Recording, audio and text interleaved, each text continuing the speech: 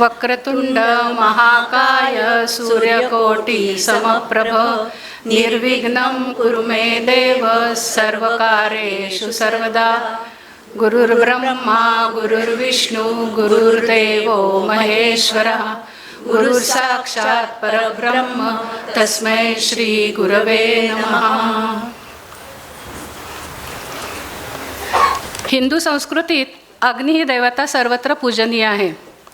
सुप्रभाती देवाजवळ लावलेले निरांजनवात असो किंवा सांजवात असो, तसेच दिवाळीत आपण अंधकार दूर करणाऱ्या ज्या पणत्या लावतो त्या सगळ्या तेजोमय वाती आपली प्रसन्नता वाढवत असतात। आजही मान्यवरांच्या हस्ते आपण समईतील वाती प्रज्वलित करून आपल्या कार्यक्रमाचा शुभारंभ करूया। मी मान्यवरांना विनंती करते की त्यांनी दीप प्रज्वलन करावं। बोधाय मम बुद्धी प्रकाशम च दीपज्योती नमस्तुते।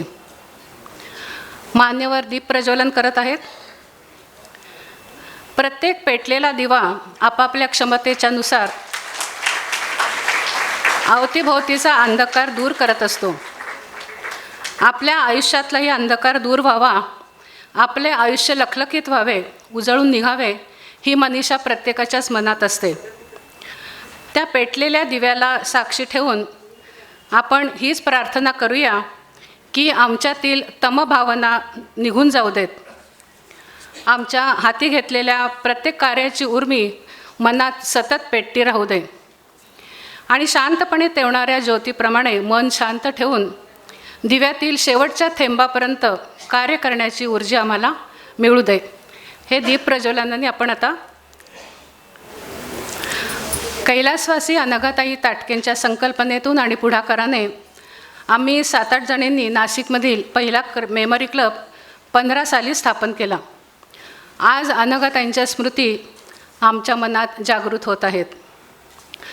संस्थापक सदस्यांपैकी ज्येष्ठ अशा आमच्या संजीवनीताई, त्यांच्या कल्पना, नियोजन व प्रोत्साहन आम्हाला एकत्र बांधून ठेवत असतं। त्या संजीवनीताईंना मी स्वागत आणि प्रास्ताविक करण्याची विनंती करते। आज आपण 9वा मेमरी क्लबचा वर्धापन दिन साजरा करत आहोत। त्या निमित्ताने जे आलेले आहेत प्रमुख पाहुणे नंदू मुलमुले मनोविकार तज्ज्ञ यांचे मी मनापासून स्वागत करते आणि मानसोपचार तज्ज्ञ डॉक्टर उमेश नागापूरकर यांचे मी मनापासून स्वागत करते। आम्हाला मेमरी क्लब सुरू करून 9 वर्ष झाले आणि याचं महत्त्वाचं कारण म्हणजे वृद्धापकाळामध्ये होणारा डिमेन्शिया आणि अल्झायमर।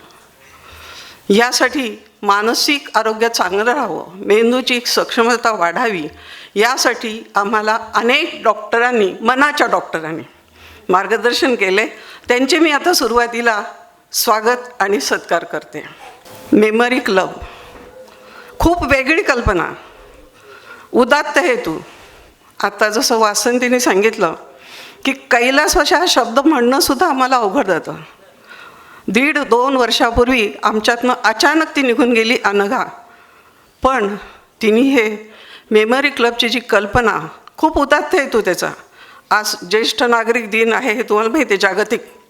आणि ज्येष्ठ नागरिकांना विस्मरण होतं, मानसिक आरोग्य त्यांचं चांगलं राहत नाही, नैराश्य येतं आणि ह्यासाठी असे काही आजार, डिमेन्शिया, अल्झायमर होऊ नये, मेंदूची कार्यक्षमता वाढावी, यासाठी हा मेमरी क्लब 2015मध्ये संजीवन बंगल्यामध्ये स्थापन केला। तर अशा प्रकारचा आमचा मेमरी क्लब अत्यंत उदात्त हेतूने अनघा ताटकेने सुरू केलेला आहे आणि मी पुन्हा एकदा या सगळ्या मान्यवरांचं स्वागत करते आणि जे रसिक श्रोते आलेले आहेत त्यांचंही मनापासून स्वागत करते। धन्यवाद। आजच्या वर्धापन दिनाला तुम्ही सगळ्या बहुसंख्येने उपस्थित राहिल्यात त्याबद्दल मला अतिशय आनंद होत आहे।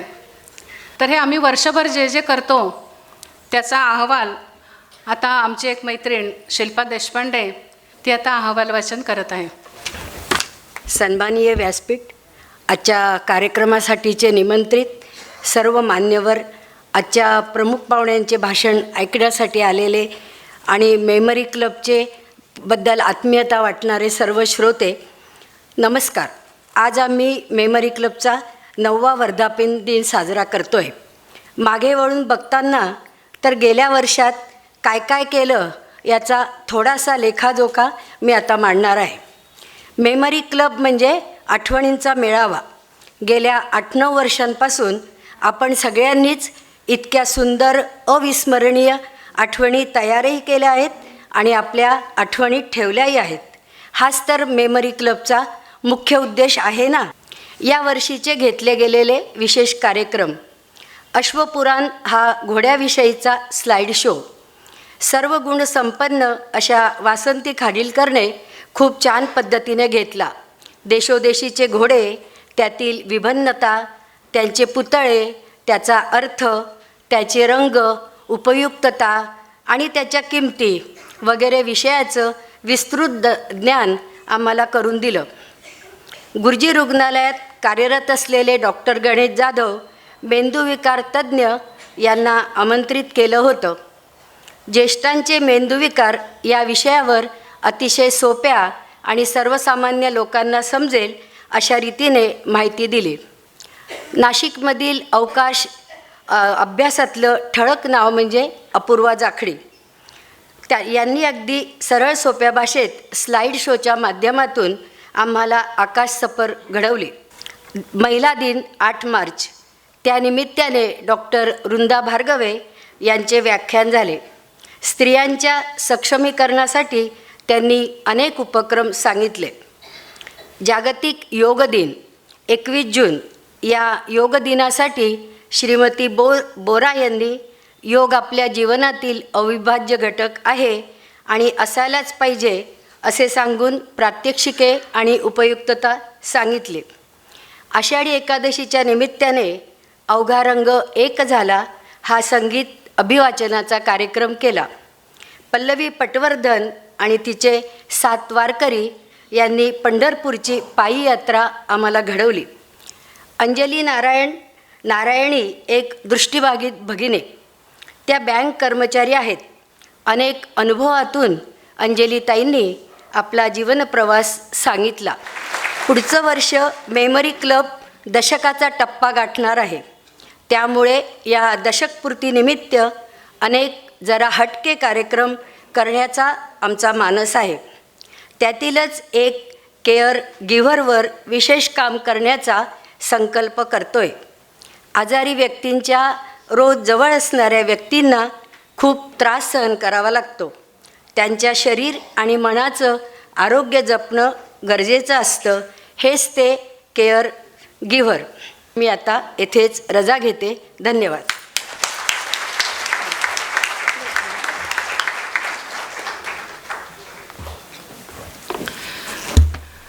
आजचे मान्यवर डॉक्टर नंदकुमार मुलमुले हे खरं तर मनशुद्ध तुझं किंवा प्रेरणेचा प्रवास इत्यादी नितांत सुंदर मालिकांमधून घरोघर पोचलेलेच आहेत. आज त्यांच्याशी प्रत्यक्ष संवाद साधायचा आणि त्यांचे मार्गदर्शन घ्यायचा योग जुळून आला आहे. त्यांचा परिचय मुग्धा काळकरने करून द्यावा अशी मी तिला विनंती करते. श्रोते हो, नमस्कार. आजच्या कार्यक्रमाचे प्रमुख पाहुणे डॉक्टर नंदकुमार मुलमुले, सुप्रसिद्ध मनोविकार तज्ज्ञ तर आहेतच, याशिवाय ते अत्यंत लोकप्रिय देखील आहेत. विविध प्रकारच्या प्रसारमाध्यमातून ते आपल्याला सतत भेटत असतात.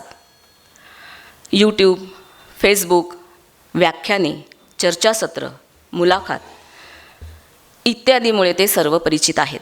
डॉक्टर मूळचे नांदेडचे रहिवासी. सायन हॉस्पिटल मुंबई येथून त्यांनी मनोविकारशास्त्रात MDचे पदव्युत्तर प्रावीण्य सुवर्णपदकासह प्राप्त केले आणि गेली 40 वर्षे सातत्याने ते सल्लागार तज्ज्ञ म्हणून कार्यरत आहेत. ग्रामीण भागात बहुवंशी स्त्रियांना होणारा भानामती या संस्कृतीबंधित मनोविकारांचा वैज्ञानिक अभ्यास करून त्यावर आधारित शोधनिबंधाचे कॅनडा येथील आंतरराष्ट्रीय परिषदेत त्यांनी वाचन केले आहे. भानामतीचा भुलभुलैया हे त्यावर आधारित पुस्तक प्रसिद्ध आहे. अंधश्रद्धा निर्मूलन समितीमधील त्यांचे कार्य लक्षणीय आहे. मनांतरी, संभ्रमाचे सांगाती, ज्यावर आधारित मनसुद्ध तुझं ही मालिका आहे. मिर्झा गालिब महागवी दुःखाचा इत्यादी लेखसंग्रह पुस्तके प्रसिद्ध आहेत आणि अलीकडेच व्यथाकथा हा कथासंग्रह प्रकाशित झाला आहे. दुभंगवाणी हा काव्यसंग्रह देखील प्रसिद्ध आहे. मनाची ये गुंती या एकपात्री मनोरंजक कार्यक्रमाचे महाराष्ट्रभर त्यांनी सुमारे 500च्या वर प्रयोग केलेत आणि यशस्वी झालेले आहेत. डॉक्टरांबद्दल सांगण्यासारखे खरं म्हणजे खूपच आहे, परंतु वेळेची मर्यादा लक्षात घेता मी इथेच थांबते आणि आमच्या क्लबच्या सदस्या मीनाताई यांनी डॉक्टरांचा यथोचित सन्मान करावा अशी विनंती करते.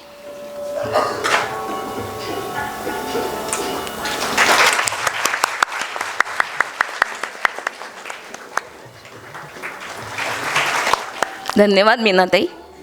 तसेच आज आपल्या कार्यक्रमासाठी नाशिकचे सुप्रसिद्ध मानसोपचार तज्ज्ञ डॉक्टर उमेश नागापूरकर हे देखील आपल्या व्यस्त दिनक्रमामधून वेळ काढून उपस्थित राहिले आहेत. त्यांचाही सत्कार संजीवनीताईंनी करावा अशी मी त्यांना विनंती करते.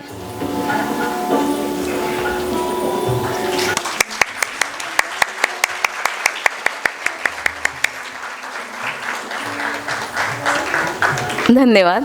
आजच्या कार्यक्रमाला नाशिकचे मानसोपचार तज्ज्ञ डॉक्टर नागापूरकर आले आहेत आणि ही आपल्या सर्वांसाठी आनंदाची आणि भाग्याची पर्वणी आम्ही समजतो. मी डॉक्टरांना विनंती करते की त्यांनी आपले मनोगत व्यक्त करावं. नमस्कार. वयाने ज्येष्ठ पण मनाने तरुण असलेले सर्व उपस्थित मान्यवर, आत्तापर्यंत आम्ही जे काही क्लब बघितले किंवा ग्रुप्स असतात तर ते जनरली आजाराबद्दल असतात. म्हणजे पार्किन्सनचा आला, स्किझोफ्रेनिया, डिप्रेशन किंवा त्यांचे नातेवाईकांचे ग्रुप्स आम्हीसुद्धा बऱ्याचदा घेत असतो, त्याला प्रोत्साहन देत असतो. पण आजारी नसलेल्या लोकांचा ग्रुप आणि तेही आपली मेमरी, स्मरणशक्ती शाबूत राहावी, व्यवस्थित राहावी याकरता जे काही प्रयत्न ह्या मेमरी क्लबने केले आहेत ते खरोखरच कौतुकास्पद आहे. आणि 2015पासूनची त्यांची वाटचाल आपण आत्ता अहवालात बघितलं की अतिशय उत्तम कार्य चाललेलं आहे, जेणेकरून समाजामध्ये प्रत्येकालाच या स्टेजमधनं जायचं आहे. आयुष्यमान वाढत आहे. आता सध्या वैद्यकीय शास्त्राची प्रगती, आपलं रोजचं स्वतःची शरीराची काळजी घेणं यामुळे शारीरिक आयुष्य वाढतं आहे, पण त्याचबरोबर त्या शरीराच्या व्याधीसुद्धा वाढत आहेत. आणि त्या असताना देखील आपण मानसिकदृष्ट्या सक्षम कसं राहायचं, आनंदी कसं राहायचं याकरता हे जे उपक्रम आहेत हे अतिशय महत्त्वाचे आहेत. मला माहिती आहे आपण सर्वजण आता हॉल फुल भरलेला आहे, तर डॉक्टर मुलमुले सरांचं व्याख्यान ऐकायला आपण इथे सर्वजण जमले आहात, तर मी आपल्यात आणि त्यांच्यामध्ये जास्त वेळ घेणार नाही, इथेच थांबतो. मला बोलावल्याबद्दल पुन्हा एकदा आपणा सर्वांचे आभार मानतो. धन्यवाद. मानसोपचाराचा प्रदीर्घ अनुभव असलेले डॉक्टर मुलमुले आज आपल्यासाठी सुखाचे मंत्र घेऊन आले आहेत. मी डॉक्टरांना विनंती करते की त्यांनी त्यासंबंधी आम्हाला मार्गदर्शन करावं. आणि त्याच्या आधी एक आम्ही थोडंसं खरं आम्ही आभार प्रदर्शन नंतर घेतो, पण त्यांच्या कार्यक्रमानंतर त्यांचे विचार घेऊन आपण घरी जाऊया म्हणून मग आम्ही थोडं आभार प्रदर्शनाचा कार्यक्रम आधी घेतो आहे आणि मग आपण मुलमुलांचं मार्गदर्शन ऐकूया.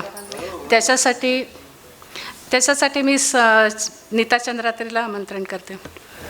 आजच्या कार्यक्रमाचे प्रमुख पाहुणे व व्याख्याते माननीय डॉक्टर नंदकुमार मुलमुले, व्यासपीठावरील मान्यवर व श्रोतृगण या सर्वांना नमस्कार. अत्यंत प्रभावी असे व्याख्यान आता होणार आहे आणि जनरली त्यानंतर आभार प्रदर्शन असते, पण ते कंटाळवाणे होते व व्याख्यानाचा प्रभाव राहत नाही, म्हणून आभार प्रदर्शन आधी करावे असे ठरले. मेमरी क्लबच्या नाशिक या वर्धापन दिनासाठी वक्ते म्हणून लोकप्रिय व्यक्तिमत्वाचे डॉक्टर नंदकुमार मुलमुले, मनोविकार तज्ज्ञ आम्हाला लाभले. आमच्या विनंतीला मान देऊन व अमूल्य वेळात वेळ काढून त्यांनी अध्यक्षपद ते आता भूषवत आहेत, त्याबद्दल त्यांना मी खूप धन्यवाद देते. तसेच नाशिकचे प्रसिद्ध मानसोपचार तज्ज्ञ डॉक्टर उमेश नागापूरकर यांच्याही सहकार्यासाठी व उपस्थितीसाठी आभार मानते. मागील वर्षाचा वर्धापन दिनाचा व्हिडिओ बघून नाशिकच्या मेमरी क्लबला काही देणगीदार लाभले. त्यांची नावं मी सांगते आणि त्यांचे आभार मानते. रत्नागिरीचे श्री व सौ शिंत्रे, धनंजय देशपांडे आणि सुरेखा पाटील या सर्वांचे खूप खूप आभार. मेमरी क्लबच्या पाठीशी कायमच तनमन धनाने उभे असलेले श्री ताटके यांच्या सहकार्यासाठी त्यांचे आभार नाही पण कृतज्ञता व्यक्त करते. मेमरी क्लबच्या सदस्या रंजना औरंगाबादकर यांनी पाहुण्यांची सर्व सोय त्यांच्या फार्म हाऊसवर केल्याबद्दल खूप धन्यवाद. शंकराचार्य न्यासने आम्हाला हॉल उपलब्ध करून दिल्याबद्दल कार्यकारी मंडळाचे आभार व त्यांचे कृतज्ञतापूर्वक धन्यवाद. यूट्यूब एडिटर श्री महारुद्र अष्टुरकर यांचे खूप आभार आणि या व्हिडिओमुळे मेमरी क्लबची संकल्पना व कार्य सर्वदूर पसरेल अशी मी अपेक्षा करते. कुठलाही अडथळा न येता साऊंड सिस्टीमची उत्तम व्यवस्था केली आहे व ती शेवटपर्यंत राहील म्हणून श्री भगवान यांचे आभार. प्रोजेक्टर उपलब्ध करून दिल्याबद्दल श्री अतुल देशपांडे यांना धन्यवाद.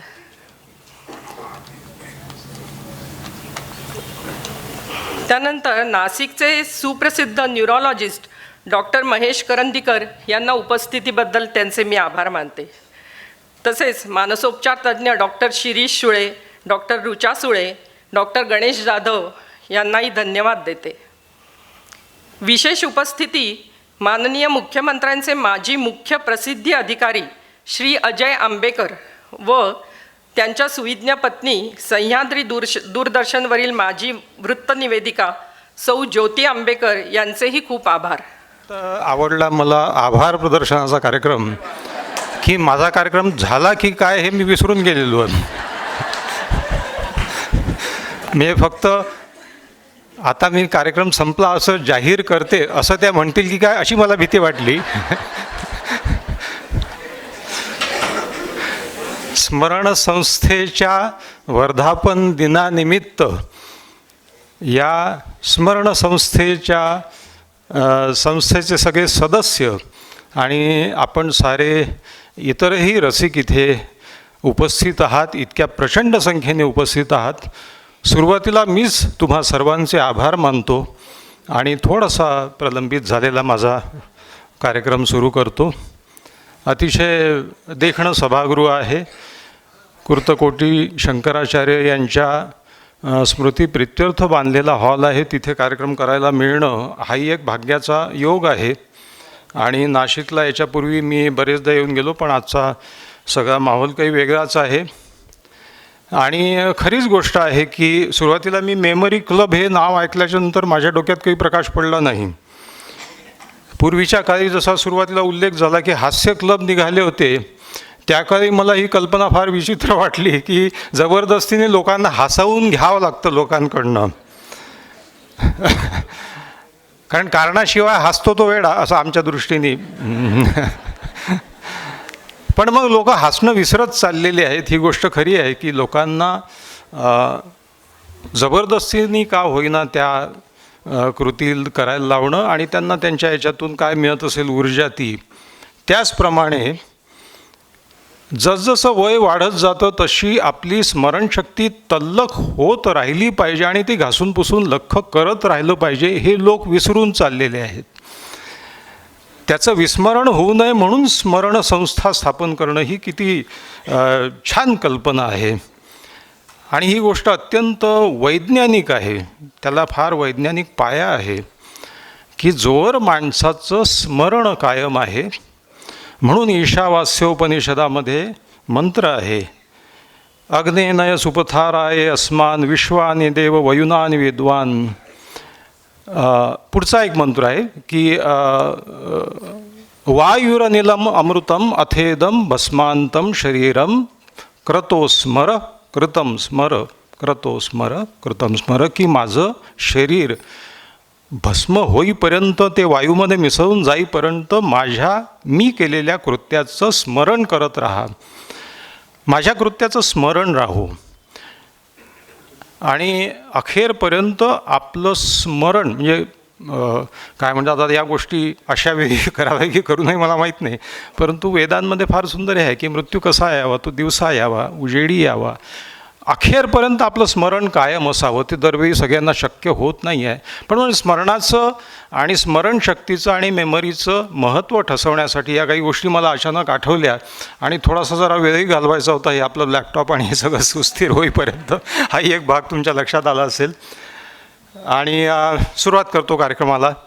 कार्यक्रम म्हणजे काय, तुमच्याशी हितगुज आहे, गप्पा आहे, कारण मनोविकार तज्ज्ञ आहे, पोटबीत घातलेला आहे, टक्कल वगैरे पडलेला आहे, म्हणजे काहीतरी विद्वत्तेचे डोस हा प्राणी आपल्याला पाजणार असं तुम्हाला वाटत असेल तर खरं म्हणजे माझ्या या सगळ्या व्याख्यानाच्या खटाटोपाचा प्रबोधन जर कोणी मानत असेल तर तो आम्हा डॉक्टरांच्या भाषेमध्ये साईड इफेक्ट समजावा, मूळ अभिप्रेत परिणाम नाही. मनोविकार तज्ज्ञांबद्दल अनेक गैरसमज असतात. आत्ताच उमेशने उल्लेख केला त्याचा. म्हणजे मी पूर्वी मनाची एगुंती हा स्टँडअप शो करायचो आणि मी असं म्हणायचो की तुम्ही बघा सामाजिक परिस्थिती कशी आहे की रस्त्याने चालताना मी सहज कोणाला विचारलं की काय कसं काय, तर लोक त्याच्याकडे संशयाने पाहायला लागतात. मनोविकार तज्ज्ञ कसं काय विचारतो, म्हणजे या इसमाचं पूर्वी बरोबर नव्हतं की काय. अनेक गैरसमज असतात. ते अगदी परवा मी ABP माझा कट्टामध्ये बसलो होतो तेव्हाही मला राजीव खांडेकरांनी प्रश्न विचारला, का डॉक्टर म्हणे एक मनोविकार तज्ज्ञ खूप वेळ ते पेशंट पाहून त्यांच्याही डोक्यावर काही परिणाम होतो वगैरे असं म्हणतात. म्हणजे 1984 साली जो प्रश्न मला विचारण्यात येत होता तो 2004 साली अजून त्याच्यात अजून जीव शिल्लकच आहे. मी म्हटलं असं आहे, जे तेव्हा उत्तर दिलं ते आताच देतो. डॉक्टर आणि पेशंट यांचं नातं हे काय म्हणता येईल, प्रोफेशनल इन्व्हॉल्वमेंट असते डॉक्टरची. अभिनेता भूमिकेत जितका तद्रूप होतो तितकंच डॉक्टर पेशंटच्या व्यथेमध्ये तद्रूप व्हावा, नाही तर पुलंच्या भाषेत थर्मामीटरला ताप येऊन चालत नाही. तर हे कसं आहे की तो म्हणजे काय म्हणतात त्याला, किस्सा आठवला मला, तो सांगायचो त्यावेळी मी तोच सांगितला परवा त्यांना, की माझ्या कॉलनीमध्ये एक लग्नाचं रिसेप्शन होतं. मी गेलो, एक गायनेकॉलॉजिस्ट भेटल्या, त्यांची 15-1 वर्ष प्रॅक्टिस झालेली होती. तर त्या म्हणाला, डॉक्टर साहेब तुम्ही गेली 25 वर्ष ही सगळी पेशंट पाहतात, ती पाहून तुमच्या डोक्यावर काही परिणाम. म्हटलं बाई तुम्ही गेली 15 वर्ष अनेक स्त्रियांना बाळंत करता आहात, ती करून तुमची गांधारी वगैरे नाही झाली ना.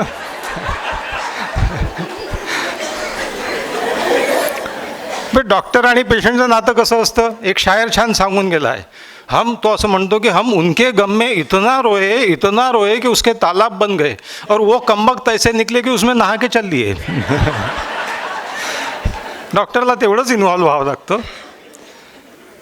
तेव्हा हा झाला प्रास्ताविकाचा भाग आणि सुखाचा शोध. शेवटी माणूस सगळं धडपडतो कशा करता. आणि 1970 साली हा एक महत्त्वाचा मार्टिन सेलिगमन नावाचा एक माणूस होता, सायकॅट्रिस्ट होता, आणि त्याला असं वाटलं की मानसिक आजार झालेल्यांना दुरुस्त करणं एवढंच काम नाही आहे. या समाजामध्ये मानसिक आजार नसलेले परंतु सुखी नसलेले खूप लोक आहेत. तुम्ही सामान्य लोकांना विचारा, तुला सुख आहे का, सगळं नाही, कशाचं, कटकटी आहे 100. तसा सकृत दर्शनी कुठलाही आजार झालेला नसलाही माणूस तरी त्याचं आयुष्य उपयुक्त, समृद्ध, चांगलं, छान जाते आहे का, नाही जात आहे. मग त्यांनी पॉझिटिव्ह सायकॉलॉजी नावाची नवीन ब्रांच काढली, त्याच्यात हॅपीनेस सायकॉलॉजीचा आणि रिसर्च केला, स्टडी केली की लोकांना सुख कसं मिळवता येईल. आणि असं लक्षात आलं की खूप पैसा असलेला माणूस सुखी असतो असं नाही आहे. तर लोकांना सुख कसं मिळवायचं आयुष्यात आणि सुखी कसं राहायचं हे शिकवावं लागतं. संपूर्ण प्राणी जगतात माणूस हा एकमेव प्राणी आहे, त्याला सगळं शिकवावं लागतं. प्राणी 4 पायावर चालतात. प्राण्याच्या पिल्लाला चालायला शिकवावं लागत नाही, ते बछडं पडते एकदम 4 पायावर चालायला लागतं. माणसाचं एकमेव पिल्लू असं आहे की ज्याला चालावं लागतं. हे तुम्हाला विचित्र वाटेल पण ही गोष्ट खरी आहे. जे मुलं अगदी तुरळक अशा केसेस आपल्याला दिसतात ज्यांना फेराल बेबीज म्हणतात, म्हणजे ते त्यांना प्राण्यांनी वाढवलेल्या मुलांच्या कहाण्या आहेत. आणि ते मोगली वगैरे त्याच्यातून निघालेली कहाणी आहे रुडी याची. तर जर मुलाला 2 पायावर चालायला शिकवलं नाही, तर हे फेराल बेबीज जे आहे ज्यांना प्राण्यांनी वाढवलं असं आढळून आलं की ते 4 पायावर चालत होते, कारण त्यांना लांडग्यांनी आणि यांनी वाढवलेलं होतं. माणसाला 2 पायावर चालायला शिकवावं लागतं, पॅरेंटिंग शिकवावं लागतं. मला एकाने प्रश्न विचारला, पॅरेंटिंगवर तुम्ही लेक्चर घेता? पॅरेंटिंग कशाचं? आमच्या काही कुठे पॅरेंटिंग होतं? पॅरेंटिंग शिकवावं लागतं, अलीकडच्या पिढीला तर शिकवावं लागतं. आणि पॅरेंटिंगचा पहिला उद्देश हाच आहे की अति पॅरेंटिंग करू नका, हेच पॅरेंटिंग आहे. म्हणजे आता हेलिकॉप्टर पालक झालेले आहेत तयार, मुलाभोवतीच गरगरत असतात. असो, विषयांतर होत राहील. इथून मी सुरुवात करतो. मग सुखाचा शोध जो आहे, याच्या पूर्वीची एक स्लाईड जी गेली ती हे माझं हॉस्पिटल कोहमस्मी. म्हणजे ॲक्च्युली आता मी डॉक्टर करंदीकरांबरोबर बोलत होतो की शेवटी आपणच विसरून जातो आपण नेमकं कोण आहोत. आपण डॉक्टर आहोत की व्याख्याते आहोत की लेखक आहोत. आपल्याला ओळखायला पाहिजे की आपल्या आयुष्याचं सूत्र काय आहे. प्रॅक्टिस सुरू केली 1984 साली माझं हॉस्पिटल. नेक्स्ट. ही स्लाईड मी मनाची कोणती कार्यक्रम करायचो, ही स्लाईड मी केवळ याच्यासाठी दाखवतो आहे की त्यावेळी माझ्या डोक्यावर भरपूर केस होते. पुढे. मग सुखाचा शोध. बरं, सुखाचा शोध घ्यायला फुरसतसुद्धा आयुष्याच्या उत्तरायणात मिळते की काय? कारण हे सूर्यास्ताचं नाही, हे सूर्योदयाचंही असू शकतं, मानण्यावर आहे. दिस वर्ल्ड इज परसेप्टिव्ह वर्ल्ड. म्हणजे आपण जसं या जगाकडे पाहतो तसं आहे. हे जग काय म्हणतात त्याला, आपल्या दृष्टिकोनावर. हे जग ऑब्जेक्टिव्ह नाही आहे, सब्जेक्टिव्ह आहे, वस्तुनिष्ठ नाही आहे, व्यक्तिनिष्ठ आहे हे सगळं. त्याच्यामुळे सुखाकडे कसं पाहायचं? आपल्याकडे काही लोक म्हणतील की हा सूर्यास्त आहे, काही लोक. आणि आता मग हा उल्लेख झाला याचा. तुम्ही सांगा सुख म्हणजे नक्की काय असतं? काय पुण्य केलं की ते घर बसल्या काहीच मिळत नाही. पण मला हे गाणं जे आहे ते आवडतं, हलकं पुलकं याच्यासाठी आहे की तो एक फंडामेंटल प्रश्न विचारतो. आता सुखाचा शोध घ्यायचा तर सुख म्हणजे नक्की काय हे डिफाईन केलं पाहिजे. सुख म्हणजे नक्की काय असतं? कारण डिफाईन जर नाही केलं एखाद्या प्रश्नाला तर मग माणसाची दिशा भरकटू शकते. एक माणूस तपश्चर्येला बसला, देव प्रसन्न झाला. ही त्या काळची गोष्ट आहे जेव्हा माणसं तपश्चर्या करत देव बिव प्रसन्न होत. काय पाहिजे? तर म्हणे माझ्या आयुष्यात मला सुख पाहिजे. सुखाची काय कल्पना आहे?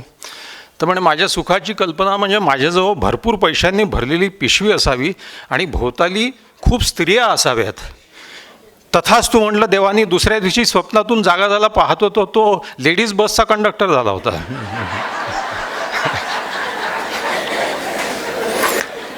पुन्हा तपश्चर्याला बसला. देव म्हणे पुन्हा बसला. नाही म्हणे तू फसवलं मला. म्हणे काय पाहिजे तुला सांग. नाही म्हणे आता जरा डिफाईन क्लिअर करतो.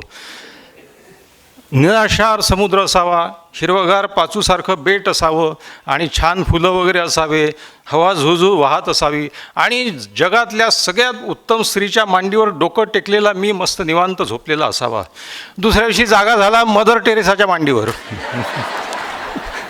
जगातली उत्तम स्त्री. पुन्हा डिफाईन केलं नाही. We must define what we want. सुखाचा अर्थ काय आहे हा तो सगळा आपल्या निरूपणाचा भाग आहे. नेक्स्ट. आयुष्याची सुरुवात माणसाची झाल्याच्या नंतर तेव्हापासून निरंतर सुखाचा शोध सुरू होतो. आणि मार्टिन सेलिगमन तेच म्हणतो की 60व्या वर्षी, 50व्या वर्षी, 70व्या वर्षी माणसाला विचारले की सुख मिळालं का? तर माणसं नाहीच म्हणतात. अजून खरं सुख आम्हाला मिळालंच नाही. एवढंच नाही तर मृत्यूशय्यावर पडलेले लोक खंत व्यक्त करतात की आम्हाला खरं सुख मिळालंच नाही आयुष्यामध्ये. अनेक गोष्टी करायच्या राहून गेल्या. मग ते बकेट लिस्ट वगैरे या सगळ्या गोष्टी आल्या. वयाच्या 5व्या वर्षी आम्ही सगळे आनंदातच होतो, कारण दुःख म्हणजे काय, आनंद काय वेगळं आपल्याला माहीतच नव्हतं. वयाच्या 15व्या वर्षी माझ्या सुखाची कल्पना म्हणजे सगळ्यात उत्तम कॉलेजमध्ये प्रवेश मिळावा, कारण त्याच्यावरच पुढचं करिअर अवलंबून. वयाच्या 25व्या वर्षी त्यातल्या त्यात चांगली ब्रांच मिळावी. मला पहिल्यांदा विचारलं तू सायकॅट्री का घेतलं? तर मी म्हटलं मलाही माहीत नाही. 2 ऑप्शन होते. पहिला टाकला होता तो मिळाला नाही, दुसरा सायकॅट्री घेतला म्हणून घेतलं. 35व्या वर्षीपर्यंत माणूस येतो तेव्हा त्याला पैसा हवा असतो, कारण त्याला आपल्या मनासारखं सेटअप हवं असतं, आपल्या मनासारखं सगळं तयार असायला पाहिजे. आणि मग तुलनाही सुरू होते सगळ्या गोष्टींची. 45व्या वर्षी माणसाला अजून पैसा हवा असतो, कारण पैसेवाले लोक वाढून गेलेले असतात. आपण ज्याला लखोपती म्हणतो ते तर आता गल्ली गल्लीत सापडतात. आणि कोट्याधीश म्हणलं तर या लाईनीत सगळेच कोट्याधीश आहेत. 1 कोटी रुपये कोणाही जवळ असतात आजकाल. मग याच्याजवळ मोठी गाडी आहे, त्याच्याजवळ मोठा बंगला आहे, त्याच्याजवळ ह्या सगळ्या गोष्टीसाठी अजून पैसा पाहिजे. 55व्या वर्षी माझ्या लक्षात आलं की हे सगळं मिळूनही माणूस सुखी आहे असं तो कबूल करू शकत नाही, म्हणू शकत नाही, त्याची खात्री पटत नाही. मग नेमकं सुख कशात आहे? Happiness differs with persons. मी तुम्हाला मगा म्हणालो की हे जग वस्तुनिष्ठ नाही आहे, व्यक्तिनिष्ठ आहे. तसंच सुखाच्या कल्पना ह्या वस्तुनिष्ठ आहे, प्रत्येकाच्या प्रमाणे त्या बदलतात. नेक्स्ट, सुख हे व्यक्तिसापेक्ष आहे. भुकेल्यासाठी सुख कशात आहे? गरम गरम अन्न मिळण्यात आहे. बेरोजगारासाठी सुख कशात आहे? नोकरी मिळण्यामध्ये, हाताला जॉब पाहिजे, काहीतरी काम पाहिजे. अविवाहित तरुणासाठीच्या सुखाची कल्पना म्हणजे सुंदर बायको मिळाली पाहिजे. आणि मग विवाहितांसाठी बायको प्रदीर्घ काळाकरता माहेरी गेलेली असली आणि पुनश्च एकदा ब्रह्मचर्य उपभोगणे ही विवाहिताची सुखाची कल्पना, टेम्परवारी का असेना. आता प्रेक्षागृहात बायको बसलेली असून सुद्धा मी हा विनोद करतो आहे म्हणजे माझी हिंमत मानली पाहिजे तुम्ही. सुख हे अपेक्षा सापेक्ष आहे. बुद्धांनी म्हटलं आहे सगळ्या दुःखाचं मूळ अपेक्षा आहे आणि ते अगदी फंडामेंटल सत्य आहे. एक्सपेक्टेशन आणि रिॲलिटी, वास्तव आणि अपेक्षा याच्यातला डिफरन्स जो आहे तो सुखाचा डिफरन्स आहे. आणि हे असंच भोटम वाक्य नाही आहे. शास्त्रज्ञांनी एक प्रयोग केला, 2 गट केले.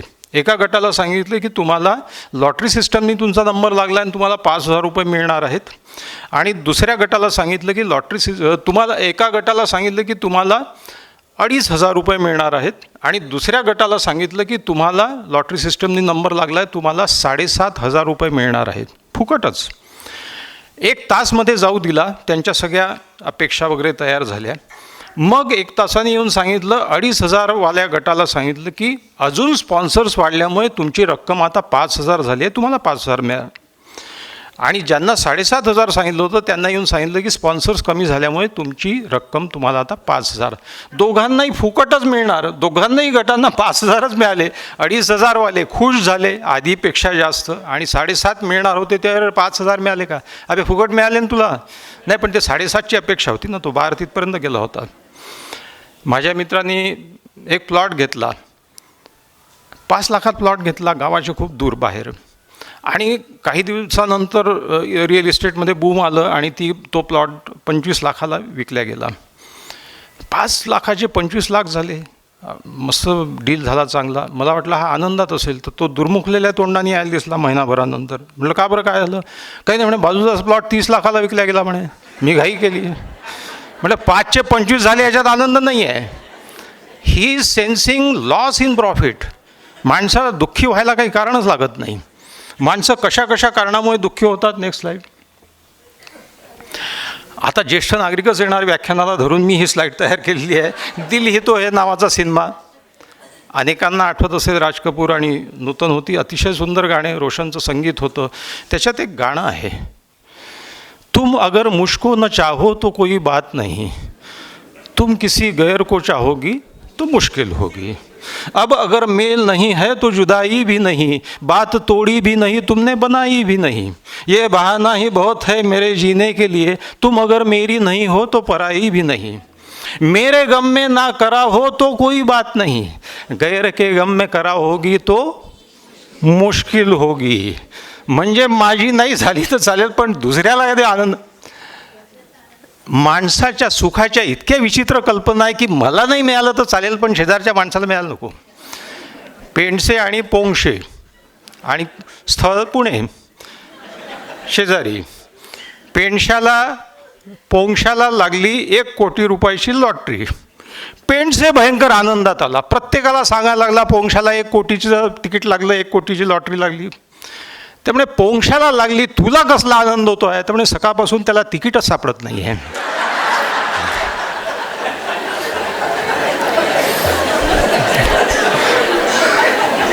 सुखाची कल्पनाही अशी विकृत.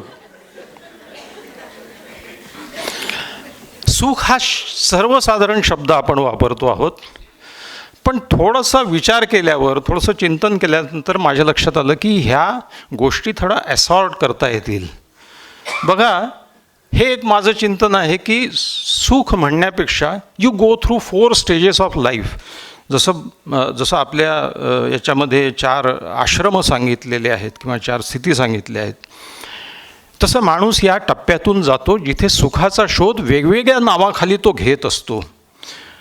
विद्यार्थी दशेमध्येच यश, गृहस्थाश्रमी सुख, मग प्रौढत्वी आनंद आणि अखेर समाधान.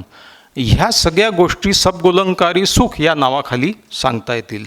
यश, नेक्स्ट, यश म्हणजे सक्सेस, सुख म्हणजे प्लेजर, आनंद म्हणजे हॅपीनेस आणि कंटेंटमेंट म्हणजे समाधान. शेवटी सुख कशात आहे तो शेवटच्या टप्प्यावर येऊन पोचल्याच्या नंतर त्याच्या लक्षात येतं, अनेकांच्या लक्षात येत नाही. म्हणून काय म्हणतात त्याला, आता आपल्याकडे कसं आहे की धर्म, अर्थ, काम, मोक्ष असे आपण 4 पुरुषार्थ सांगतो. मी म्हटलं याचा क्रम थोडासा बदललेला आहे. धर्म निघून गेलेला आहे, अर्थ, काम आणि मग कपाळ मोक्ष हा थोडासा क्रम वेगळा झालेला आहे लोकांचा. आता बघा, आपण मुलांना काय सांगतो की तू चांगला अभ्यास कर, तुला भरपूर मार्क मिळाले पाहिजे, चांगली ॲडमिशन मिळाली पाहिजे, मेडिकल, इंजिनिअरिंग काय जे असेल ते. यशातच तुझं सुख सामावलेलं आहे. If you are successful you will be happy in life. मग यशासाठी त्यांना त्यांची झुंज लावून टाकायची, यशाच्या रेसमध्ये त्यांना धावायला लावायचं आणि केवळ यश म्हणजेच पुढच्या आयुष्यातील सुखाची बेगमी, ही गोष्ट त्यांच्या मनावर ठसवायची. ही इतकी घातक गोष्ट आहे, कारण यशाच्या गोष्टीच सुखाशी म्हणजे अंतिम आनंदाशी यशाचा काही मेळ बसत नाही. कसं ते सांगतो. नेक्स्ट, मी लडाखला गेलो होतो. लडाखला अतिशय रौद्र भीषण असं सौंदर्य आहे निसर्गाचं. तिथे सुंदरता आहेच, परंतु इतक्या उंच पर्वतराजी, एक गवताची पातसुद्धा त्याच्यावर उगवत नाही. त्यांचं सौंदर्य वेगळं आहे. ते ध्यानस्थ मुनींसारखे दिसतात. वरती पांढऱ्या केसांच्या जटा असल्यासारखे, वरती हिमाच्छादित शिखरं त्यांची. आणि त्या शिखरांकडे पाहिल्याच्यानंतर लक्षात येतं की आपण तिथे पोचलं तर काय मजा येईल. मग त्या शिखरावर पोचल्यावर वाटतं की अजून उंच एक शिखर सर केलं तर किती छान मजा येईल. मग त्याच्यानंतर वरचं. जेव्हा एव्हरेस्टला विचारलं की तू एव्हरेस्ट काबीज केलं, एव्हरेस्टवरनं त्याचं नाव पडलं याला शेर्पा तेनसिंग आणि तो नोरके, ते म्हणाले की का सर केलं, तर म्हणे आहे म्हणून. कारण माणसाची टेंडन्सी होते ती की ते दिसते आहे तिथपर्यंत आपण पोचावं, उंच जाण्याची. तुम्ही कितीही यशाची शिखरं सर केलीत तरी अजून एक वरती शिखर तुम्हाला खुणावतच राहतं. नेक्स्ट, ह्या इस्माला सगळेजण ओळखतात. हा माणूस वयाच्या केवळ 24-25व्या वर्षी इतकी बेफाट प्रसिद्धी जगात कोणी पाहिली नसेल. आज असा स्टार कोणी झाला नाही. पण जेव्हा राजेश खन्ना 69 साली आराधना प्रदर्शित झाला, त्याच्या पाठोपाठ 17 सिनेमे हे सुपरहिट झाले. 17 एवढं अफाट यश कोणी बघितलेलं नाही. राजेश खन्ना असं लिहितो की त्यावेळी मी इतक्या उंच शिखरावर जाऊन पोचलो होतो की मला कळेच ना की काय होते आहे. म्हणजे मग आपण सगळ्या कहाण्या ऐकल्या, तरुणी मोटारीसमोर झोपायच्या, मोटारीचं चुंबन घ्यायच्या, रक्तानी पत्र लिहायच्या वगैरे. तर राजेश खन्ना म्हणतो की मी भांबावून गेलो होतो, कारण मी या यशाने गोंधळून गेलो, मला समजेना. आणि नंतर असं लक्षात येतं की जसजसं तुम्ही उंच जाता तसतसं तुम्ही एकटे पडत जाता, पहिली गोष्ट. दुसरी गोष्ट अशी आहे की समाधानाचा प्राणवायू जो जमिनी लगत असतो समुद्र सपाटीवर, तो जसजसं वर जाल तसा विरळ होत जातो. तिसरी गोष्ट म्हणजे तुमच्या भोवताली फक्त सायको फॅन्स उरतात तुमची खोटी स्तुती करणारे. तुम्हाला चांगला कोण, वाईट कोण, नीट सल्ला कोण देतो आहे, चुकीचा कोण देतो आहे हेही कळेन असं होतं. आणि अर्थात चांगली माणसं सोडून जातात तुम्हाला. आणि तुम्ही जितक्या उंच जाल तितक्या खाली येण्याचं धोका जास्त, आणि खाली लोक टपलेलेच असतात, कधी या खाली पडेल. यशाच्या या काही फार मोठ्या त्रुटी आहेत, पण सगळ्यात महत्त्वाची आजच्या मुलांच्या, आता या प्रेक्षागृहात मुलं नाही आहेत, परंतु असे पालक आहेत की जे मुलांना सांगू शकतील या गोष्टी. Next, detachment from the goal. मुलांना यशासाठी प्रवृत्त करायचं की नाही करायचं, लोक असं म्हणतात की तुम्ही म्हणता की काय मुलांनी काही आध्यात्मिक प्रवृत्तीचं होऊन जायचं आणि यशाचं नाही, अजिबात नाही. विद्यार्थी दशेत यशासाठी प्रयत्न केलाच पाहिजे, गोल सेटिंग केलंच पाहिजे, उद्दिष्ट निश्चिती केली पाहिजे, कारण उद्दिष्ट निश्चिती तुम्हाला फोकस करते. मला फिजिक्समध्ये 100पैकी 99 मिळवायचे, 95 मिळवायचे, जे काय असेल ते 90च्या वर मिळवायचे आहे. Goal setting is necessary. Goal setting focuses तुम्हाला कुठे जायचं आहे, गंतव्यस्थान निश्चित झालं पाहिजे. काही प्रॉब्लेम नाही आहे, अगदी बरोबर आहे. त्यांनी सगळ्या आपल्या एनर्जी त्या गोष्टीवर कॉन्सन्ट्रेट होतात. परंतु हे करताना उद्दिष्ट प्राप्ती म्हणजेच सुख, यश म्हणजेच सुख, म्हणजेच आनंद, म्हणजेच आपल्या आयुष्याची इति कर्तव्यता, हा जो काही मेसेज जातो हा अत्यंत घातक आहे. म्हणून मग detachment from the goal set करूनही त्याच्यापासून डिटॅच कसं व्हायचं याच्यासाठी नेक्स्ट प्रवास महत्त्वाचा आहे, हे मुलांना शिकवलं पाहिजे. कोहरा चित्रपट आहे जुना, पुन्हा माझं काळही तोच आहे आणि माझं प्रेक्षकही आपण तेच आहोत. राह बनी खुद मंजिल पीछे रह गई मुश्किल साथ जो आहे तुम.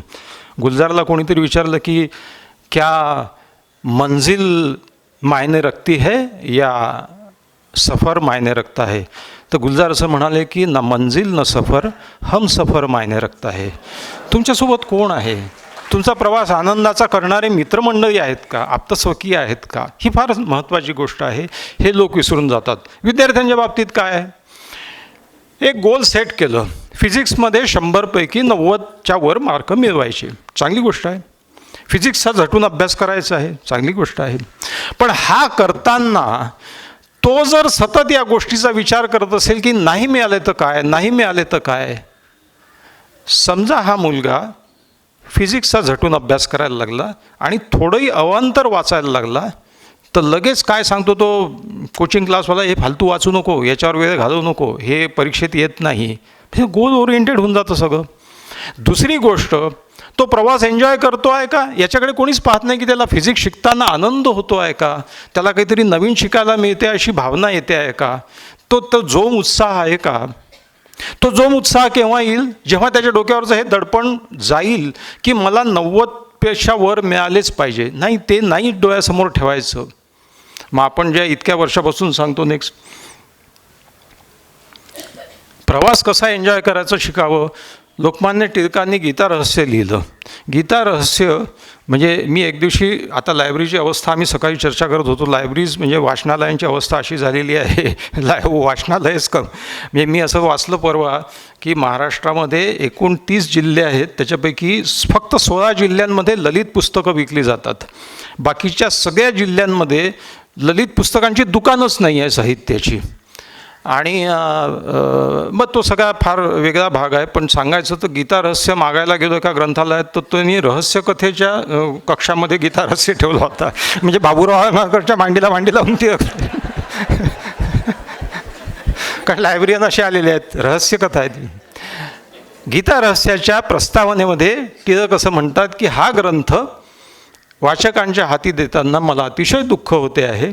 याचं कारण असं की ज्या विषयाच्या चिंतनात मी गेली 18 महिने बुडालेलो होतो, तो विषय आता संपलेला आहे. काय सुंदर वाक्य आहे की माझा प्रवास सुंदर होता. मग ते पुस्तक खपेल का, वाचतील का लोक, ते काही डोक्यातच नाही आहे. नेक्स्ट, जॉर्ज बर्नार्ड शॉ, तो एक सुंदर वाक्य बोलून गेला. There are 2 tragedies of life. One is not to get what you want and the other is to get what you want. कारण जे पाहिजे ते मिळालं की संपलंच ना सगळं. तुम्ही एक फ्लॅशबॅकमध्ये जाऊन पहा की तुम्ही मेरिटमध्ये आलात, त्या दिवशी अतोनात आनंद होतो. तो आनंद दुसऱ्या दिवशी 50% ओसरून जातो. तिसऱ्या दिवशी पुन्हा तुम्ही नॉर्मलवर येता.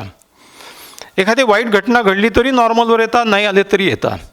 जे पाहिजे ते मिळालं की त्याचं अप्रूप संपलं. मी डिटॅचमेंट ऑफ द गोलबद्दल बोलत होतो की मुलांना हे सांगायला पाहिजे की ठीक आहे, हा गोल सेट केलेला आहे, पण तो प्रवास आनंदाचा होऊ दे. तुम्ही जर त्याचा प्रवास आनंदाचा होऊ नाही दिला तर काय होतं, क्रिएटिव्हिटी मरून जाते. मग बस मार्क मिळवणे, मार्क मिळाले पाहिजे, मग दिवस रात्र.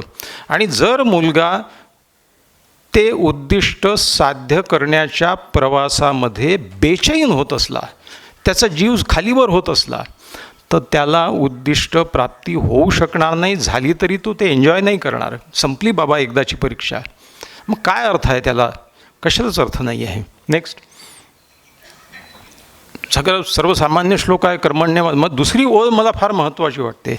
कृष्ण असं म्हणतो की मा कर्मफल हेतुर्भू माते संगोस्त्व कर्मणी. दोन गोष्टी आहेत, डिटॅचमेंट फ्रॉम द गोल आणि प्रोक्रॅस्टिनेशन. पहिली अर्धी जी ओळ आहे, मा कर्मफल हेतुर्भू, हेतू चिटकवू नको उद्दिष्टाला, नाही तर तू एन्जॉय नाही करणार ते. आणि माते संगोस्त्व कर्मणी, मा म्हणजे नाही, मा ते संगोस्त्व कर्मणी म्हणजे कर्मही करणार नाही असंही करू नको, म्हणजे प्रोक्रॅस्टिनेशन करू नको. Detachment from the goal. काही मुलं उद्दिष्ट, काही मुलं हातपाय घालून बसतात, मी पाहिलेलं आहे, प्रोक्रॅस्टिनेट करतात.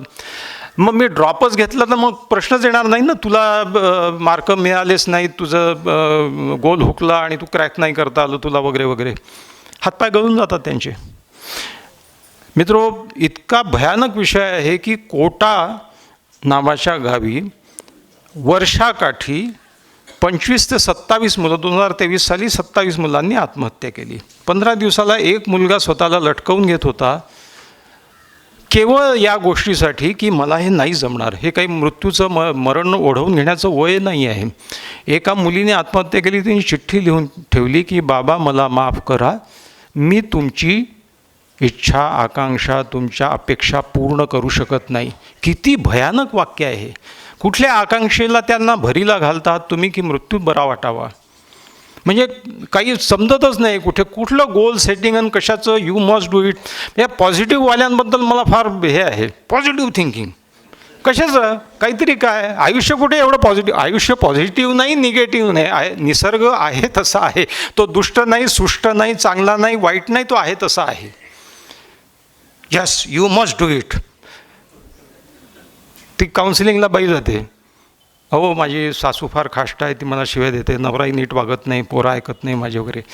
बाई काही काळजी करू नका, संसाररूपी सागरामध्ये काय म्हणतात लाटारूपी समस्या येत राहणार. तुम्ही प्रयत्नरूपी वल्ही चालवत ठेवा, तुम्हाला यश रूपी किनारा मिळेल. अरे अशाने कुठे समस्या सॉल्व्ह होतात का? काहीतरी काय नाही म्हणे, आरशासमोर उभं म्हणा आय विल डू इट. कशाचं काय? मी त्या एका इंटरव्ह्यूमध्ये म्हटलं, समोरून कुत्रा धावत आला, आय विल डू इट. त्या कुत्र्याला थोडीच कळणार आहे, तो तुझी तंगडी धरणार असं आहे. पॉझिटिव्ह नाही, निगेटिव्ह नाही, हे आयुष्य आहे तसं आहे. त्याच्यामुळे मा ते संगोस्त्व कर्मणी. नेक्स्ट, दुसरी गोष्ट अशी की यशाला सामाजिक संदर्भ आहेत. यश हे निखळ नसते, यश हे तुलनात्मक आहे. त्याच्यापेक्षा मला कमी मार्क मिळाले, माझ्यापेक्षा याला जास्त मिळाले. शेवटी समाज सापेक्ष आहे तो. तुम्ही कोणाशी तुलना करता त्याच्यावर सगळं अवलंबून आहे. एक दिवशी आमच्या नातेवाईकांच्या घरी गेलो तर ते रडत बसलेले होते. म्हणजे काय या पोरांनी काहीच नाही, अभ्यासही केला नाही, मार्कही असे बंडल मिळाले याला. तर मी म्हटलं की ही तर खूप आनंदाची गोष्ट आहे, तुम्ही पेढे वाटा. तर म्हणे का बरं? तर म्हणे अभ्यास न करता याला 60% मिळाले, अभ्यास केल्यावर किती मिळतील? शेवटी पाहण्याचा दृष्टिकोन बदला तुम्ही. हे समाजसापेक्ष आहे यश. तेव्हा यशाच्या तुलनात्मक होईल. मग तुलनेने तर सगळ्याच गोष्टी कशा खराब होऊन जातात पुढे आपण पाहणार आहोत. पुढच्या टप्प्यावरती आपण येतो, प्लेजर. मग का हो आता यश म्हणजे सुखाची गॅरंटी नाही आहे, तर मग पुढे काय आहे? नेक्स्ट उमेश झोपला नाही? नाही बरं.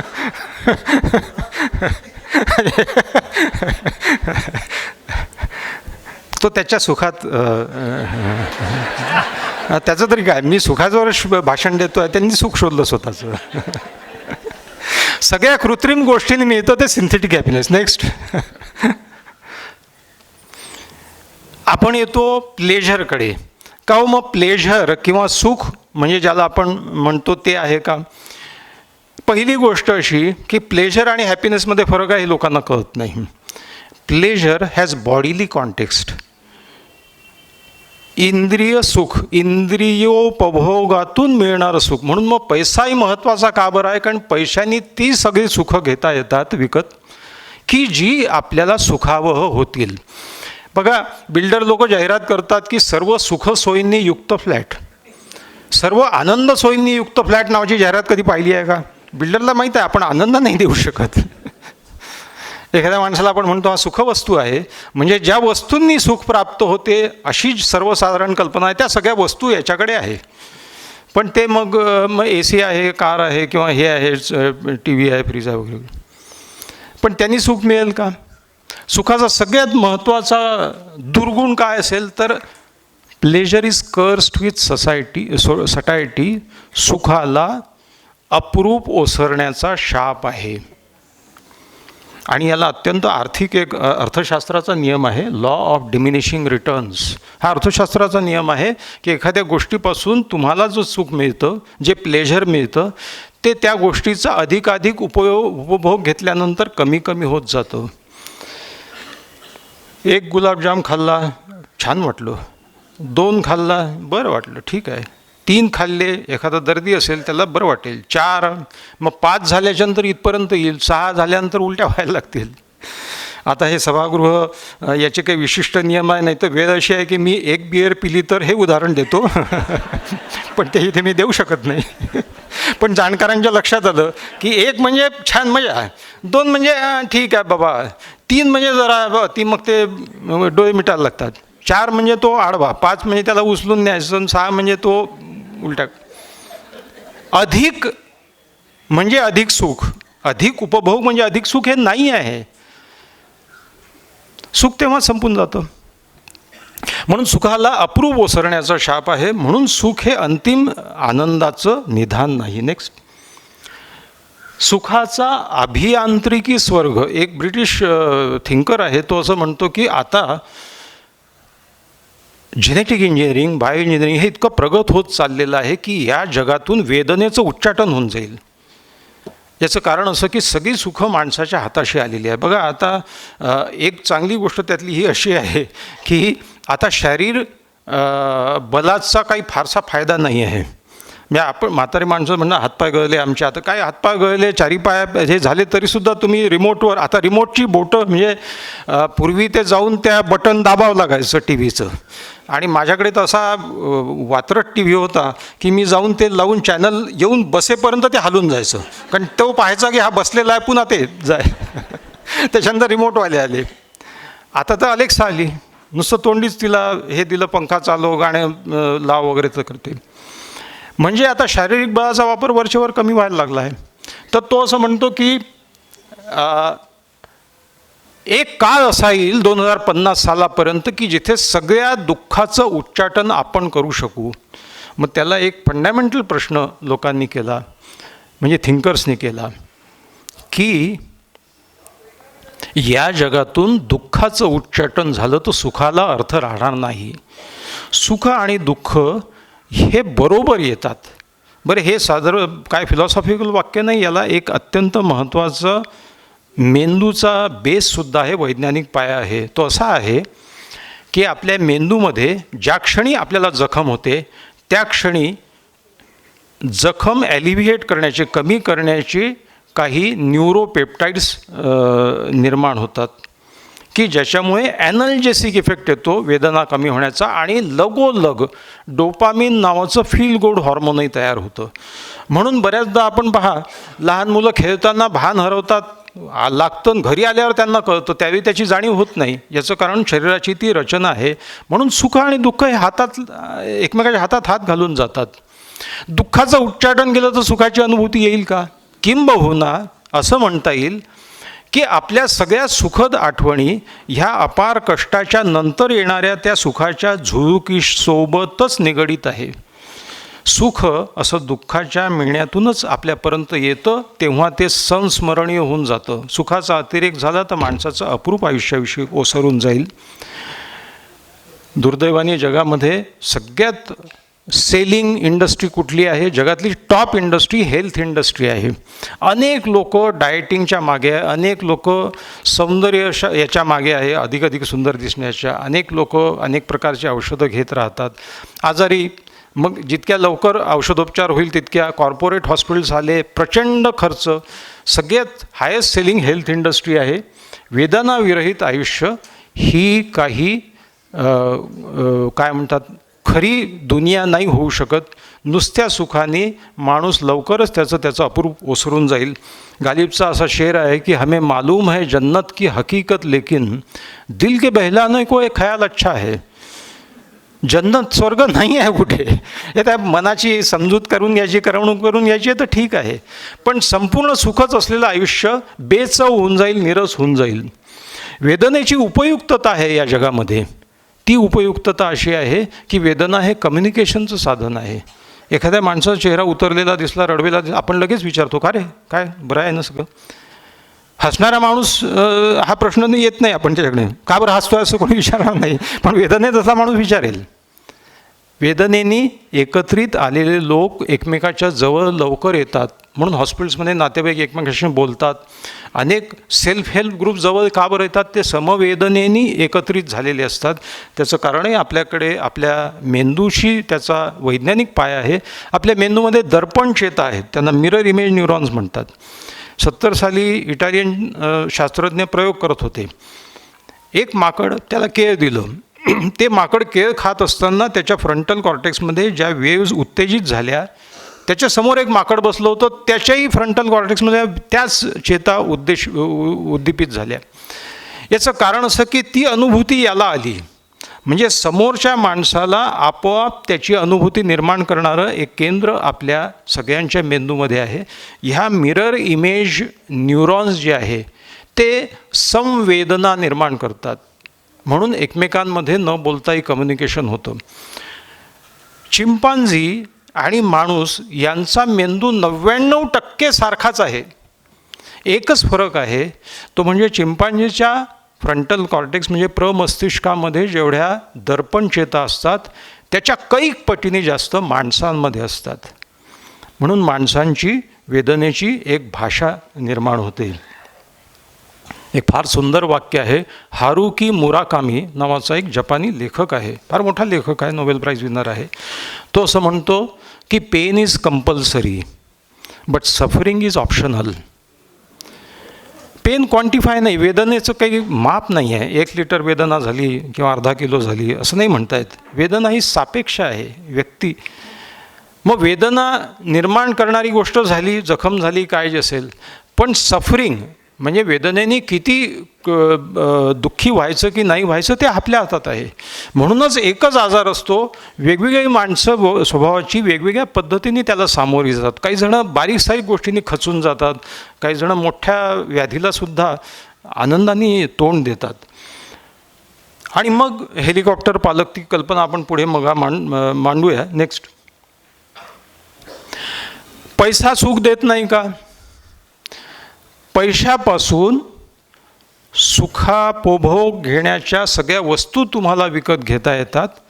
पण बरं, हे वाक्य मी नाही बोलत आहे, लक्ष्मी मित्तलसारखा स्टील जायंट म्हणतो की money after certain limit does not give you happiness.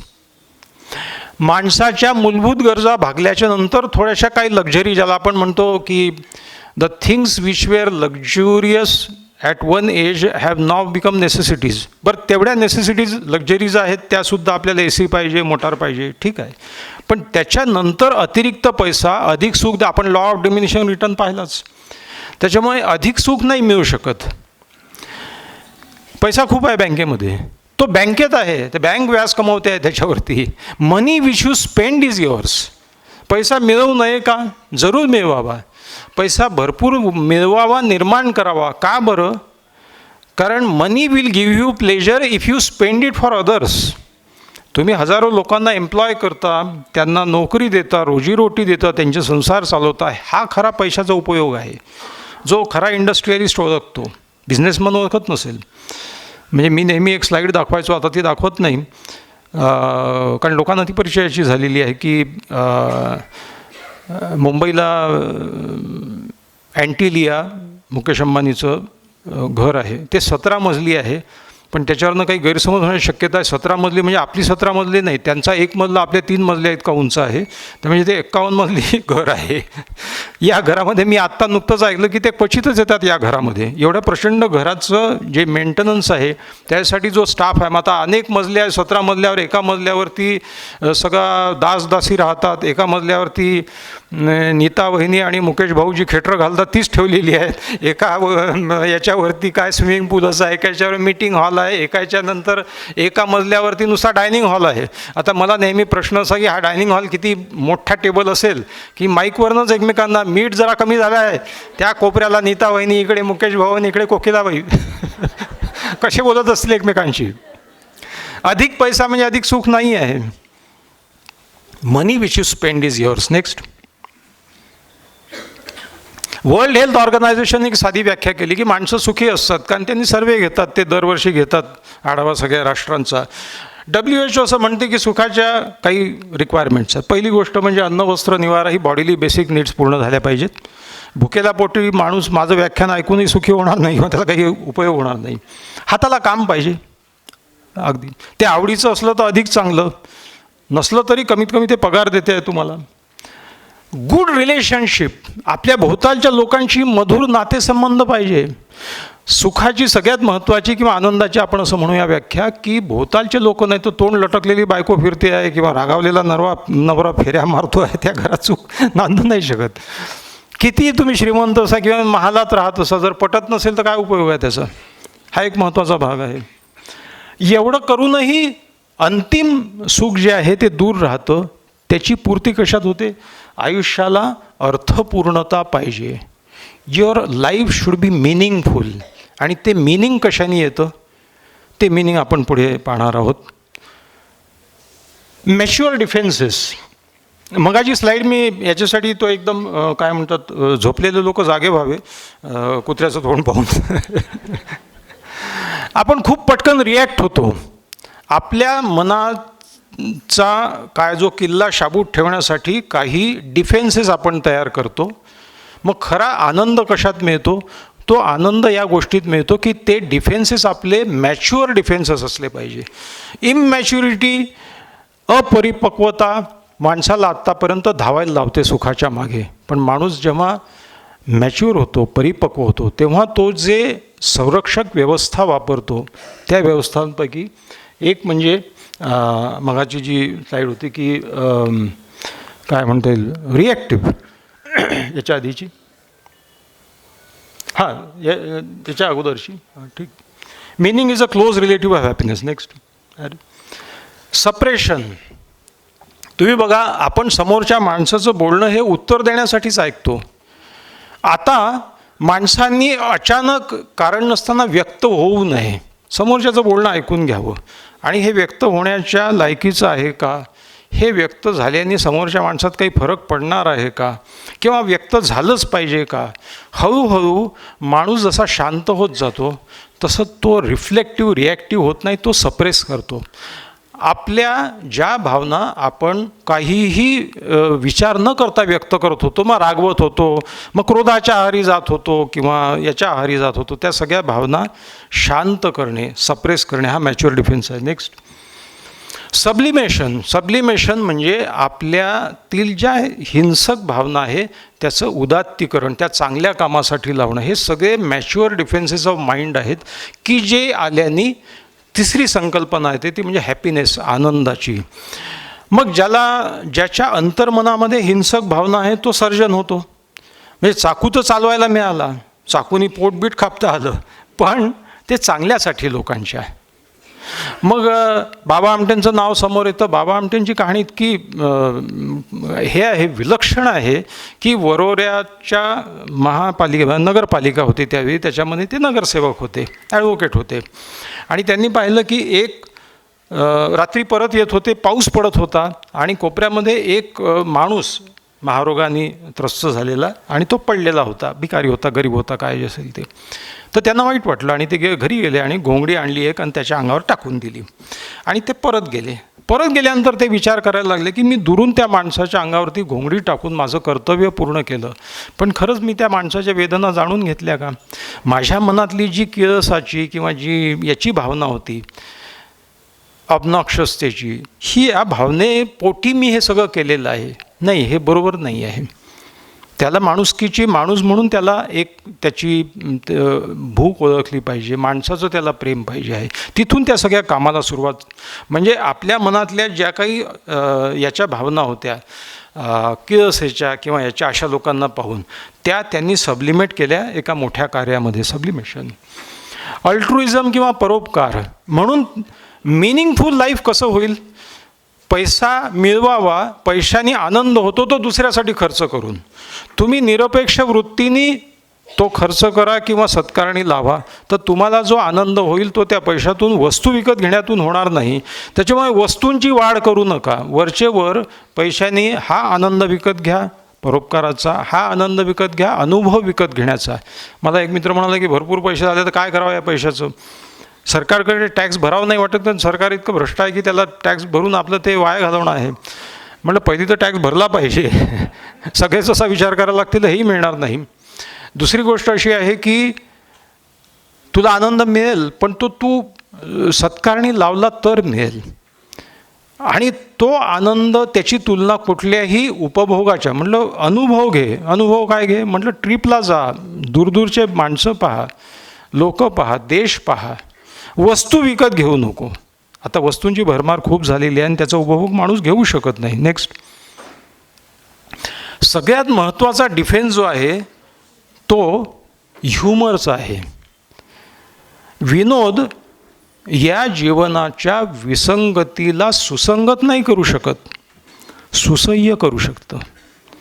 म्हणून पुलंचं नाव विनोद म्हटल्याच्यानंतर पुलंचं नाव आपल्या मनात येतं. परवाच मी वाचत होतो की पुलं इतके शाब्दिक सुंदर खेळ करायचे.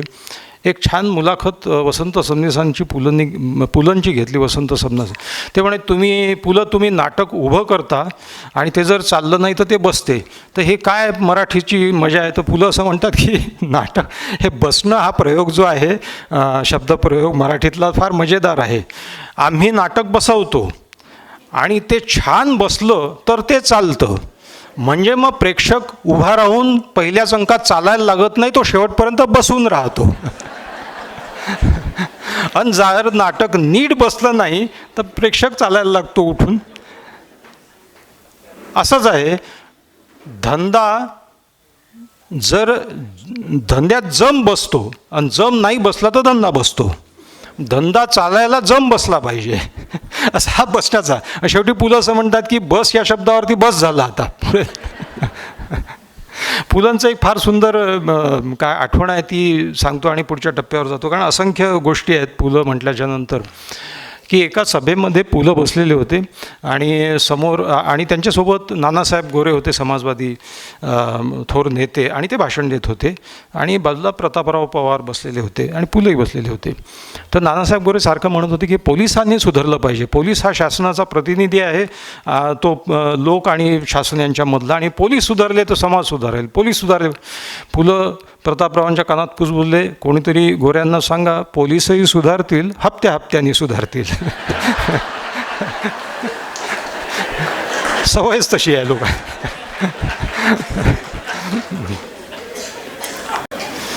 नेक्स्ट, मग आपण शेवटच्या टप्प्यावर येतो. यश, सुख, आनंद आणि मग समाधान. मित्रांनो, समाधान ही सगळ्यात महत्त्वाची पायरी आहे आणि खास करून आपल्या वयोगटासाठी.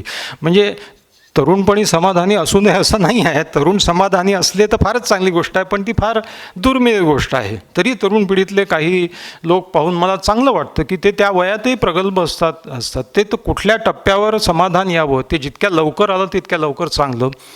नाही तर साधारणपणे अनुभव असा की 60-70 ओलांडून माणसं समाधानी नाही राहत. मी काही यांच्याशी बोलतो, लोकांशी, ज्येष्ठांशी. एक राजकीय क्षेत्रातले ज्येष्ठ आहेत. मला पक्षाने माझी कदर नाही केली. अरे तू एवढं, तुम्हाला तिकीट दिलं, मंत्री केलं, हे झालं नाही, पण माझं शेवटपर्यंत असं समाधानच नाही कशामध्ये. कंटेंटमेंट हे येण्यासाठी नेक्स्ट सगळ्यात महत्त्वाची गोष्ट आणि या व्याख्यानाचा या बडबडीचा जर काही उपयोग व्हायचा असेल तर तो एका गोष्टीच्या समजून घेण्याने झाला पाहिजे, आत्मस्वीकार. मग मी खिल्ली उडवली पॉझिटिव्ह थिंकिंगची, सकारात्मक झालं पाहिजे, सकारात्मक दृष्टिकोन. एक पोरगा आणला बापाने म्हणे हा फार निगेटिव्ह थिंकिंग करतो म्हणे, याला पॉझिटिव्ह थिंकिंग करायला लावा. म्हटलं बरं ठीक आहे. त्या माझ्या डोळ्यासमोर चित्र असं की ते पूर्वी तो टेलिफोन एक्सचेंजवाला पॉझिटिव्ह निगेटिव्ह निगेटिव्ह पॉझिटिव्ह करायचा असं इकडून तिकडे, असा निगेटिव्ह का निगेटिव्हचा पॉझिटिव्ह करून टाकतो. आणि निगेटिव्ह पॉझिटिव्ह हे काय इलेक्ट्रिक खेळ चालू आहे का? सकारात्मकता नाही, स्वीकारात्मकता जरुरी आहे.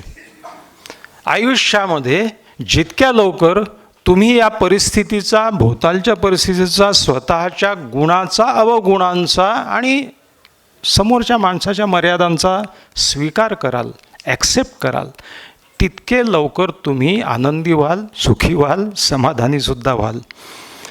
आणि स्वीकारात्मकता ही सकारात्मकतेची पहिली पायरी आहे. शाब्दिक खेळच करायचा झाला, ॲक्सेप्टन्स नंतरच तुम्ही त्याच्यातून बाहेर याल ना. फार महत्त्वाची गोष्ट आहे. You have to accept the situation, reality, वास्तव. माझ्या मुलाला नाही मिळाले मार्क, ठीक आहे, ॲक्सेप्ट करा की त्यांनी खूप प्रयत्न केलेला आहे, त्याच्या मर्यादा आहेत. मर्यादेच्या बाहेर त्याला करायला सांगणं म्हणजे हे अत्यंत काय म्हणता येईल त्याला दुष्टपणाचं आहे. नेक्स्ट क्षमाशीलता. याच्या इतका तर महत्त्वाचा असा गुण नाही आहे की जो जो स्वीकारल्याशिवाय तुम्ही आयुष्यात कधी सुखी होऊ शकत नाही. हे चित्र मी याच्यासाठी दाखवतो आहे की मी आता नवीन सिनेमा आपण पाहत नाही, पण जो सिनेमा मला प्रचंड आवडला इतक्या वर्षानंतर तो लगे रहो मुन्ना भाई, की ज्याच्यामध्ये बापू त्या संजय दत्तला म्हणतात की मुन्ना नाव आहे त्याचं, की बेटा थप्पड़ मारना आसान है, माफ़ी मांगने को बहुत हिम्मत लगती है. ह्या संवादामागे इतकं महत्त्वाचं मर्म आहे की एखाद्याला माफ करणं किंवा एखाद्याकडे माफी मागणं याला जो एक बळ लागतं, मी चुकलो हे म्हणणं हे अत्यंत कठीण असतं. क्षमा करणंही, लोक क्षोभामध्ये प्रक्षोभामध्ये आपलं आयुष्य घालवणं, मी नाही माफ करणार त्याला, असं बोललाच कसा. ठीक आहे, तुम्ही जर त्या माणसाला माफ नाही केलं तर त्या प्रक्षुब्धतेमुळे तुम्ही तुमचा मेंदू जाळत राहाल, त्या माणसाचं काहीच वाकडं होणार नाही आहे. बरं, तुम्ही माफ केल्याने त्यांनी जी चूक केलेली आहे ती काही बरोबर होत नाही आहे, त्याची सजा त्याला केव्हा मिळायची मिळेल, पण कमीत कमी तुमचं स्वतःचं मेंदू जाळणं कमी होईल. क्षमाशीलतेने मानसिक शांती मिळते, त्या शांतीची तुलना कशाशीही होऊ शकत नाही. आणि क्षमा मागण्यासाठी तर हिंमत पाहिजे, पण ती हिंमत केली पाहिजे. ती तुम्ही कराल तर तुम्ही खूप म्हणजे स्ट्रेस मॅनेजमेंटचा एकच काय म्हणतात त्याला शब्द, परवलीचा शब्द आहे क्षमाशीलता, फॉरगिव्हनेस. आणि हे सायंटिफिकली प्रूव्ह झालं आहे की फॉरगिव्हनेस अँड फॉरगिव्हिंग, आस्किंग फॉर फॉरगिव्हनेस अँड फॉरगिव्हिंग हे शास्त्र आहे. आणि यांनी सिरोटोनिन नावाचं मेंदू रसायन तयार होते. 2 रसायनं, डोपामिन आणि सिरोटोनिन. डोपामिन हे प्लेजर गिविंग आहे, सिरोटोनिन हे हॅपीनेस गिविंग आहे. डिप्रेशनचे लोक सिरोटोनिन त्यांच्या मेंदूतलं कमी होऊन जातं. तेव्हा सिरोटोनिन हे अत्यंत महत्त्वाचं रसायन आहे की जे क्षमाशीलतेने तुम्ही बघा खूप मन शांत होऊन जातं माणसाचं. जान दो, छोड दिया, माफ कर दिया. नेक्स्ट, अपेक्षा कमी ठेवा. माणसाच्या सगळ्या सुखाचं दुःखाचं आणि याचं कारणच ते आहे. अपेक्षा विरहित असू नये माणसाने, अपेक्षा माणसाच्या असणं भाग आहे, परंतु अपेक्षा पूर्ण नाही झाल्यात तर काय करायचं याचाही प्लॅन बी तयार ठेवला पाहिजे. नेक्स्ट, लव ऑलवेज. प्रेमाची एक ताकद आहे. हे प्रेम सगळ्याच गोष्टींसाठी, मग आपल्या भोवतालच्या लोकांसाठी, अनेक आयुष्यातल्या छोट्या मोठ्या गोष्टींसाठी, पुस्तकांसाठी, निसर्गासाठी आणि माणसांसाठी बरं, प्रेम हे काही दरवी, आता हा माणूस असा होता की जो आयुष्यभर त्याच्या देवानंदच्या पुस्तकाचं नावच रोमान्सिंग विथ लाईफ आहे. त्यांनी स्वतःच्या हाताने, बहुतेक हे चित्रपट तारे तारका काय करतात की ते शब्दांकित करते, सांगतात, त्यांच्याजवळ काही लिखाणाचं हे नसतं आणि कोणतरी लिहून घेतं त्यांचं पुस्तक. देवानंदनी स्वतः, तो लाहोरच्या कॉलेजचा BA होता त्या काळचा इंग्लिशचा, आणि स्वतःच्या हाताने 700 पानाचं बाळ प्रकाशकाला नेऊन दिलं. तो प्रकाशकही आश्चर्यच झालं, स्वतः लिहून काढलेलं ते सगळं. देवानंद असं म्हणतो की आयुष्यात प्रेम मी कायम ठेवलं आणि पुढे जात राहिलो, मी मागे वळून कधी पाहिलं नाही. प्रेमाविषयी बोलताना आपण नेहमी असं म्हणतो की माणसं आयुष्यातून प्रेम विसरत जातं आणि वृक्ष होत जातात वरचे वर. हे तर काय म्हणतात, इथे बहुतेकांनी आपल्या लग्नाचे म्हणजे हाफ सेंचुरी तर पूर्ण केलेलीच असेल, त्यांना सांगण्याची गरज नाही. वरचेवर माणसं, नवरे काय, स्त्रिया काय, विशेष करून पुरुषांकडे ही वृत्ती फार असते की हळूहळू मग ते टेकन फॉर ग्रांटेड होतं, प्रेम कमी होत जातं. एक किस्सा आठवतो मला. लग्नाचा 50वा वाढदिवस, नवरा बायको बाजूला बसले आणि काय म्हणतात त्याला, दिवसभराचे कार्यक्रम आटपले, नातेवाईक वगैरे गेले, मित्र वगैरे. बायको संध्याकाळी निवांत बसली. अहो, लग्नाला 50 वर्ष झाले. हो, बाजूला बसा. बसला नवरा. तुम्हाला आठवतं म्हणे, आपलं लग्न ठरलं होतं तेव्हा आपण बगीचात फिरायला जायचो आणि तुम्ही मला खेटून बसायचे. नवरा खेटून बसला. बोलता बोलता तुम्ही माझा हात हातात घ्यायचे. नवऱ्याने हात हातात घेतला आणि माझ्या कानाजवळ येऊन तुम्ही छान गोड काहीतरी कुजबुजायचे. नवऱ्याने तोंड जवळ आणलं, कुजबुज कुजबुज आवाज काढला. कुजबुजणार काय दुसरं, आणि कुजबुजता कुजबुजता तुम्ही अशी माझ्या कानाची पाळी दातांनी चावायची. नवरा झटकन उठला. म्हणे, अहो काय झालं? नाही, कवळी आणायला जातो म्हणे आता.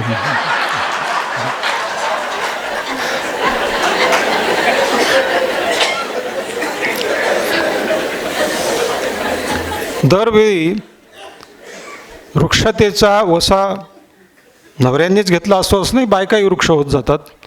नवरा ऑफिसमधनं आला, काय सुंदर दिसतेस म्हणे तू. बायकोला जरा रोमॅन्टिक करावं. काय सुंदर दिसतेस? मग 10 वर्षापूर्वी या साडीत सुंदर दिसायची तशीच दिसते. बायको म्हणाली, 10 वर्षापूर्वी घेतलेली साडी आहे, नंतर घेतली का नवीन तुम्ही?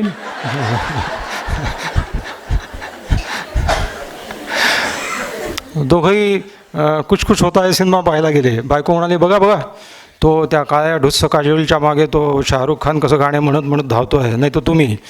नवरा म्हणे, त्याला पैसे मिळतात मागे धावण्याचे, फुकट नाही धावत तो. आयुष्यातलं प्रेम कायम ठेवलं पाहिजे.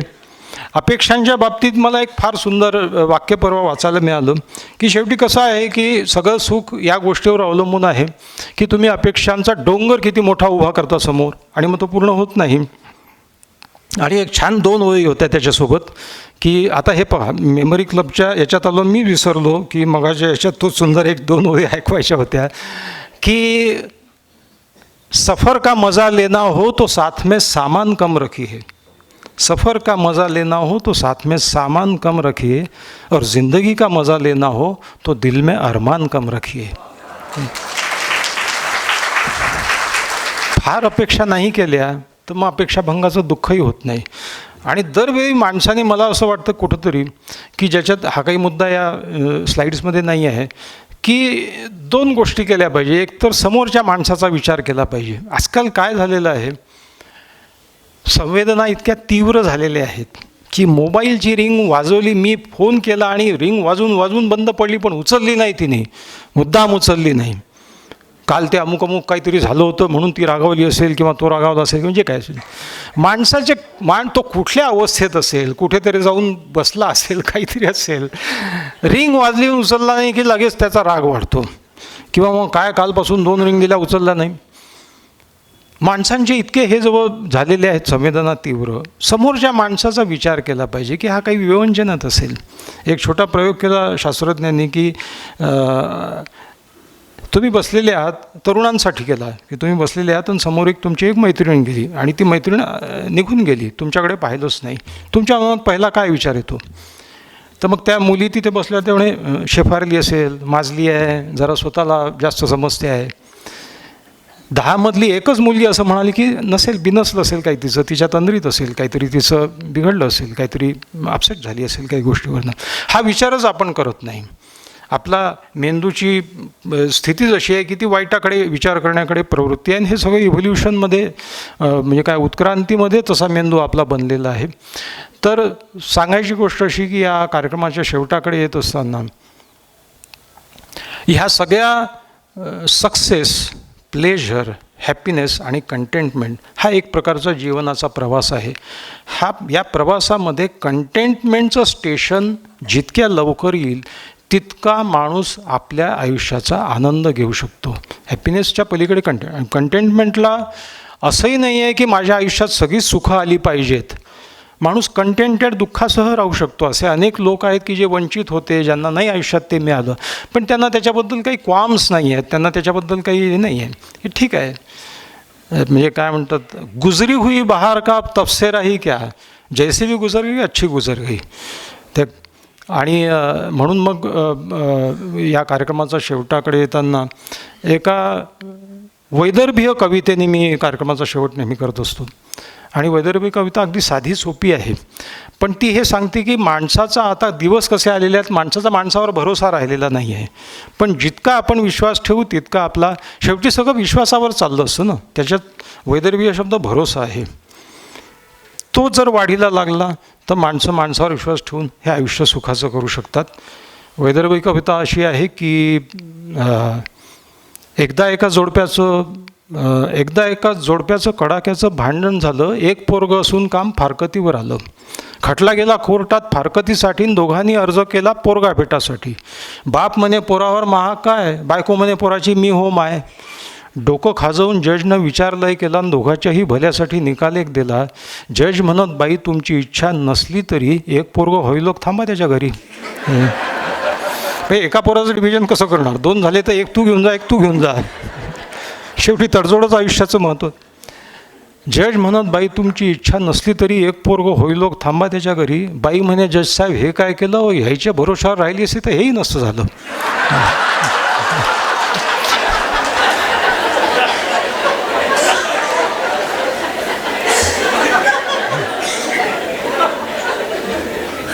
शेवटी काय आहे, आयुष्य जे आहे ते या कंटेंटमेंटपर्यंत येऊन पोचलं पाहिजे की जे काय म्हणतात, गुजरी हुई बहार का तब से रही क्या, जैसे गुजर गई अच्छी गुजर गई. असं जोर तुम्ही स्वतःशी कबूल करत नाही तर असमाधानाचा किंतु वळवळत राहील डोक्यामध्ये आहे ते. आणि पुष्कळ यश, सुख, आनंद तुमच्या पदरात पडलेला आहे. विचार केला तर माणसं चांगल्या गोष्टी लक्षात ठेवत नाही, आपल्या बाबतीत काय वाईट झालं तेच पुन्हा पुन्हा उजळणी करत राहतात. ते न करता समाधानाच्या किनाऱ्यावरती येऊन बसलं. भूतकाळात डोकावा, जसं आपण नदीमध्ये पाय सोडतो, प्रवाह वाहत असतो पण तेवढ्यापुरती. माझा एक मित्र छान सांगतो की भूतकाळात किती डोकवायचं तर कारच्या रिअर व्ह्यू मिररमध्ये मागचं दिसतं ना तेवढंच, फार त्याच्या मागे जाऊ नका. लोक 25 वर्षापूर्वी तू माझ्याशी वाईट वागला होता म्हणून लक्षात ठेवतात आणि एकमेकांना सुनवत बसतात. तेवढं मागे जाऊ नका, वर्तमानात जगा. मेमरी क्लबचे जे सदस्य आहेत तेच फार महत्त्वाचं कार्य करतात आहेत. आणि इतके सुंदर उपक्रम आहेत तुमचे की मी प्रभावित झालो की साध्या साध्या गोष्टी लक्षात ठेवायच्या, एकमेकांशी खेळ खेळायचे आणि खेळाच्या आणि मनोरंजनाच्या माध्यमातून मेंदू तल्लक ठेवायचा. क्रतो स्मर कृतं स्मर, क्रतो स्मर कृतं स्मर. आजचं माझं हे व्याख्यानही तुम्ही स्मरणात ठेवाल अशी मला खात्री आहे. याच्यावरून मी हे संपवतो. धन्यवाद.